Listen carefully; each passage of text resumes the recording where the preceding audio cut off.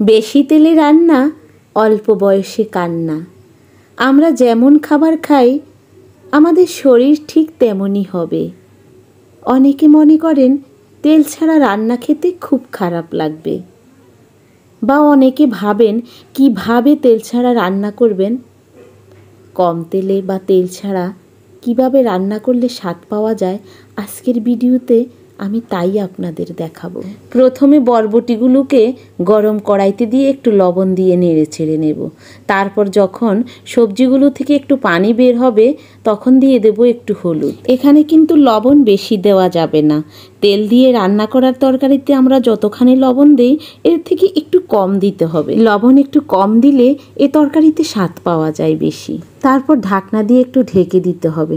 ঢেকে ঢেকে রান্না করলে সবজিগুলো সুন্দর করে সিদ্ধ হবে এবং সবজির স্বাদও বেশি পাওয়া যাবে। আর একটু নেড়ে ছেড়ে দিতে হবে, সবজিগুলো যেন সব সমানভাবে সেদ্ধ হয়। আর এখানে আমি চিংড়ি মাছগুলোকে গরম কড়াইতে একটু নেড়ে নিয়েছি।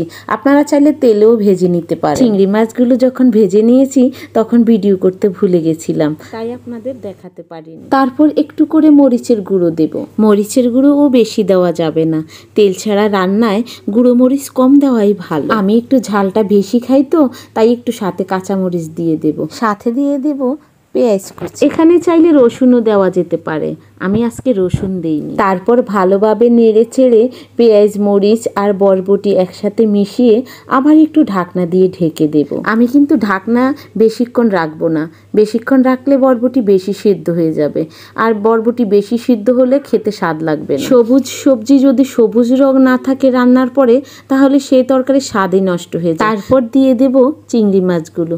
চিংড়ি মাছগুলো একটু ভেঙে দেব, তাহলে তরকারির ভিতর স্বাদটা একটু বেশি লাগবে। তরকারির যখন পানি শুকিয়ে যাবে তখন আর ঢাকবো না, কারণ তরকারি কড়াইতে লেগে যেতে পারে। বরবটিগুলো মোটামুটি সেদ্ধ হয়ে গেছে, আর সিদ্ধ করব না। এখানে আমি তরকারিতে সম্বার দেব। এই তরকারিটা ঝোল দিয়েও রান্না করা যায়। ঝোল দিতে চাইলে অন্য পাত্রে গরম জল করে দিয়ে দিতে হবে, ঠান্ডা জল দিলে তরকারির স্বাদ নষ্ট হয়। এখন আমি তরকারিতে সম্বার দেব। গরম কড়াইতে দিয়ে দেব পেঁয়াজ কুচি। পেঁয়াজ কুচিগুলোকে গরম কড়াইতে নেড়ে চেড়ে চাইলে এখানে আপনারা একটু তেলও ব্যবহার করতে পারেন। আমি আজকে তেল ব্যবহার করব না, তেল ছাড়াই রান্না করব। নাড়তে নাড়তে পেঁয়াজগুলো বাদামি রং হয়ে যাচ্ছে। কড়াইতে একটু পোড়া পোড়া হবে, তাতে স্বাদ নষ্ট হবে না, বরং সুন্দর একটি ঘ্রাণ বের হবে। আপনারা ভাবছেন আমি কেন তেল ছাড়া রান্না করছি, সে কথা অন্য কোনো ভিডিওতে বলবো।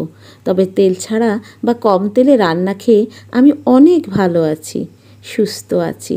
সুস্থ থাকতে চাইলে স্বাস্থ্যকর খাবার খেতেই হবে। কথা বলতে বলতে দেখেন আমার পেঁয়াজগুলো কেমন বাদামি রঙের হয়ে গেছে। এখন আমি সম্বার দিয়ে দেব। এই যে বরবটিগুলো ঢেলে দিলাম। রান্নাটা কতটা মজাদার হয়েছে তার থেকে বেশি প্রয়োজন সুস্থভাবে বেঁচে থাকা। স্বাদটাও আমাদের মনের ব্যাপার, মন থেকে চাইলে সব সম্ভব।